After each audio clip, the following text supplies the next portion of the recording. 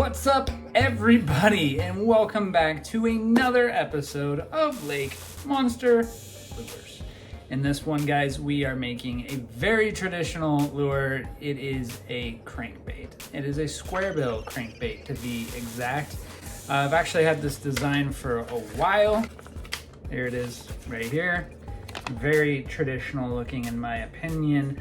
I wanted something, though, that is a little bit beefier, if you will, bulbous even, in the front end, tapering off, very teardrop shape, aerodynamic, get it to cast out there, and yeah, just a nice wobble through the water. I mean, come on, it's gonna get crushed. That's what they do. They're crankbaits. They're fantastic. So that's what we're going to do. I want to carve in this one, so I'm not using balsa because balsa is just very simple and it's brittle, and I don't know if brittle is the right word. It doesn't do well with carving. That's what you need to know. So using pine, carving it out, handcrafting this beauty of a squarebill crankbait, and yeah, we're gonna get straight into it. Thanks so much for subscribing. If you like the video, let me know that you like it. It's very simple to do. You should like all the videos you see on YouTube that you enjoy or learn something from. Just like it. Comment down below if you have something to say, and I will respond because I do. And yeah, share it with a friend. All that stuff. Subscribe. It's there or there. Subscribe. And LakeMonsterLures.com for merchandise and other information. Let us begin. So I said, let us begin, and I truly meant that. However, I lost the footage of like the first half of the build. And by the build, I mean like basically all of the build. It is this picture. It's this. I take that picture, I cut it out, and then I place it on a piece of pine.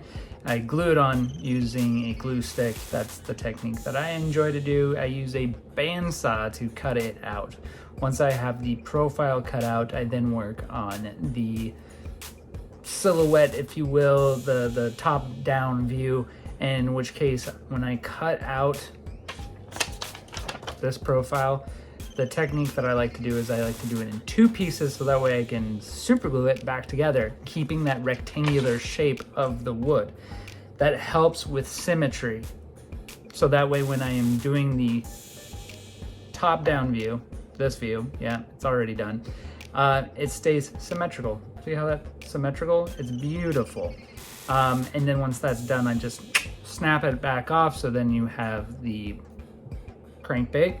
And then I get into doing the chamfer lines, which is to say it is not squared. It has rounded or beveled edges. And you just kind of do that by carving them away. I grind them away is what I usually like to do. It's faster and it's more accurate for me. Then sand it, then carve it, which I'm going to show you the carving right now. Here's the carving footage. I'm going to carve.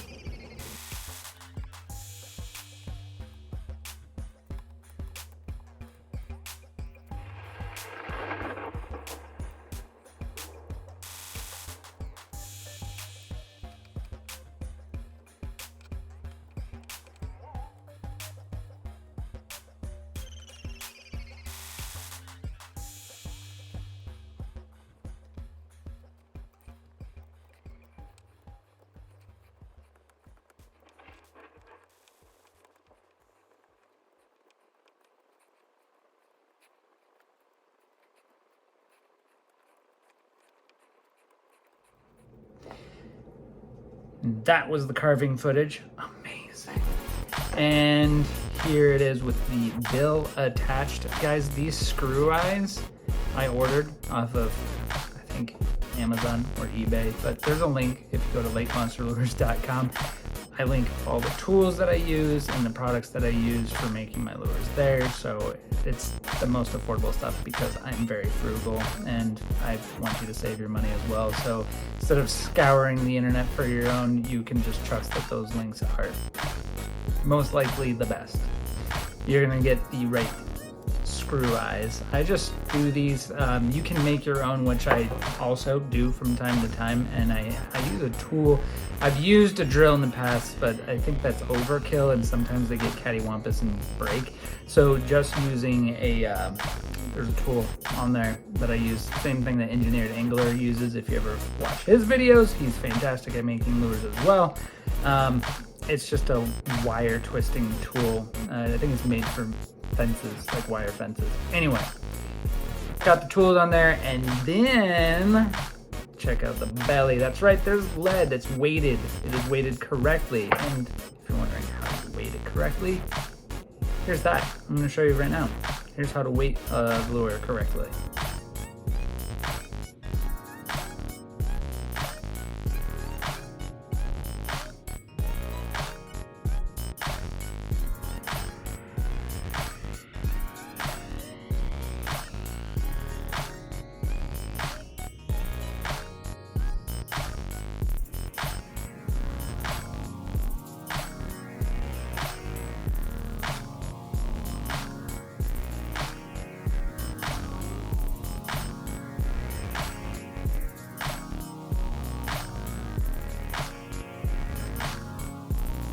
That is how you weight a lure correctly.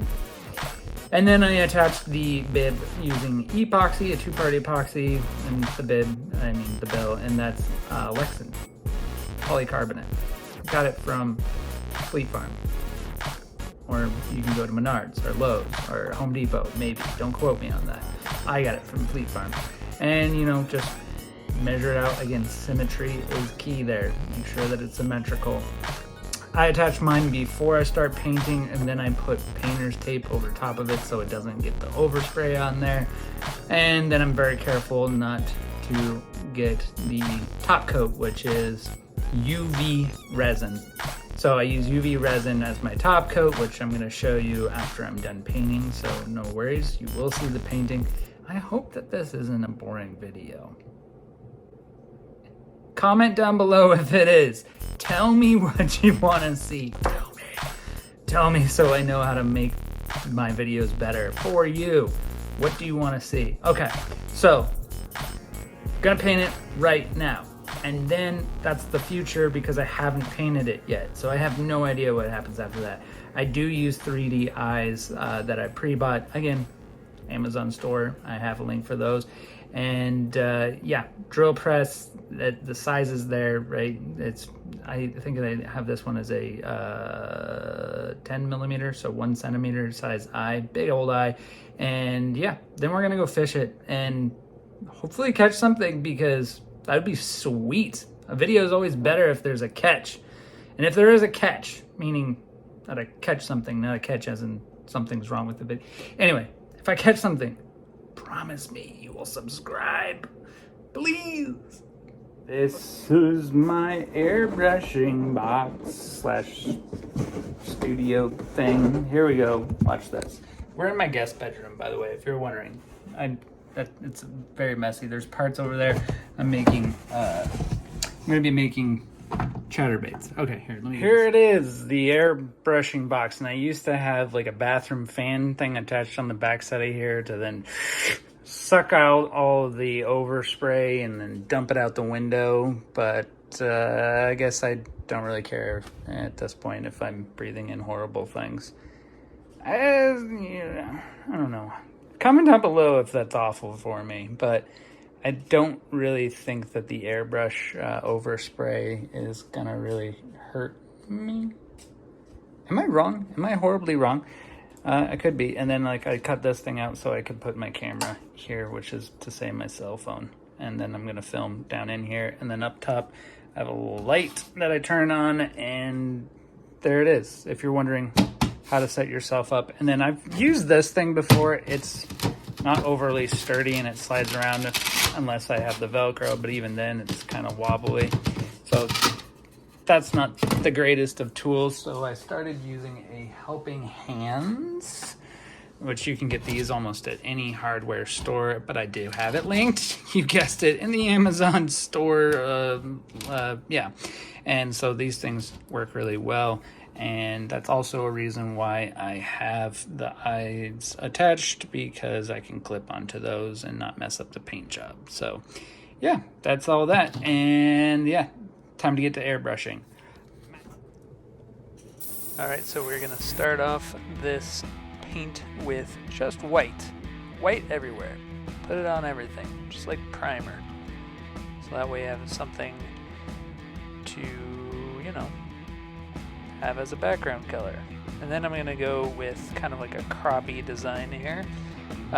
Yes, I know crappie aren't blue, but I got this new blue, wicked blue, that I want to use, and it's kind of cool. It kind of fades from like a light blue to a dark, and I'm just gonna do that on the top here. And of course, we're gonna do some scales here. And I think this got this mesh from garlic, and I'm just gonna spray some silver just lightly there, so that way I have like a scale pattern. And of course, the scale reveal is the best part.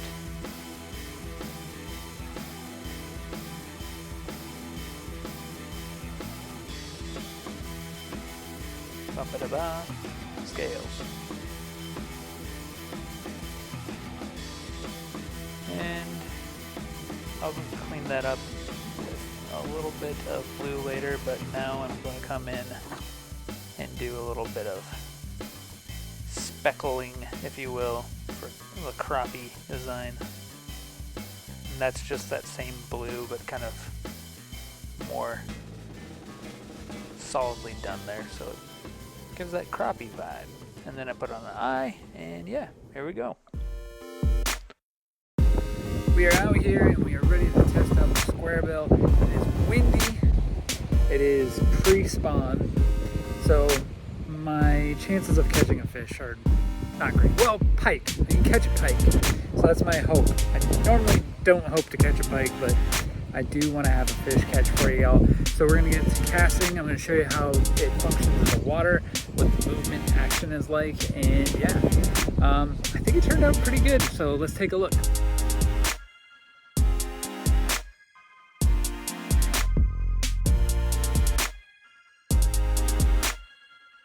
Yeah, so as you can see, it has a really good wobble there in the water. And when I cast it out, it actually dives probably, I'd say, roughly about 3 to 4 feet, because it's not really getting caught up in the grass. So it does go down, but not like so far that it's just going to get hung up on everything. And as predicted, the conditions just aren't great today for catching a fish, but I bounce around quite a bit here, as you will see. So trying some stuff that is, you know, ledges, like right here. This is a good ledge. Drops off probably about 5 feet out from here, from about 5 feet down to 15 foot. Exactly what I wanted to do. This squarebill is killer. Just doing squarebill things.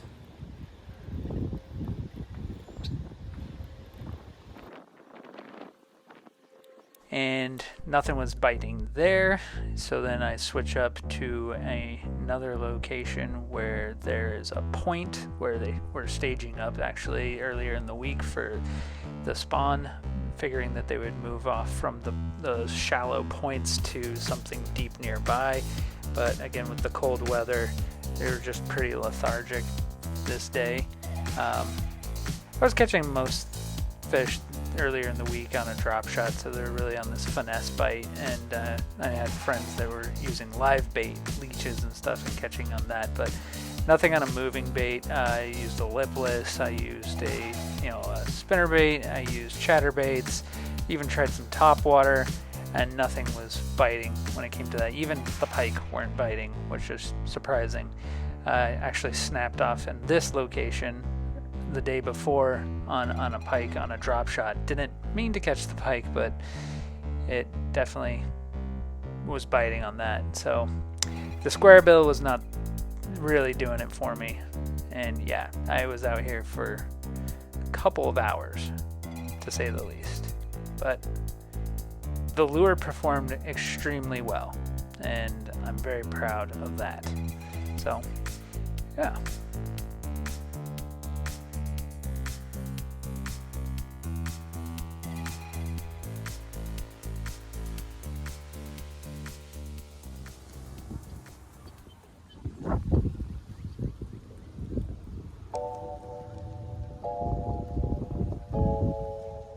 Well, as you can see, it did not end up catching a fish yet. It is pre-spawn, so the bass are just like starting to set up. They're staged, getting ready to go on beds. It's been really finesse lately. The only technique that's been working for me outside of like lure building is drop shot. So I did not expect that I was going to catch something on that. I thought maybe a pike, but again, this was a cold front that just moved in too. So, I mean, you saw I was cranking that thing everywhere, and you know, it could be the color. Honestly, I think that the action of the squarebill was fine, perfect, wonderful, amazing in many ways. The paint job that I did, as you can see, is like a crappie, like a blue crappie, which doesn't exist. But you know, our water here, as you can see, very clear. So perhaps you can blame my paint job on it. I mean, maybe, I don't know, but I do think that the lure turned out really well. I'm pretty proud of that one. Got another video in the works. It's happening, and yeah, I post weekly. So if this is your first time to the channel, guys, hit the subscribe button. It means a lot to me. We're on our way here. We're about to get to that 1,000 sub mark soon. I feel it. Positivity here. Like, comment, subscribe, and guys, thanks so much for watching this one. We will see you next time. LakeMonsterLures.com. Bye.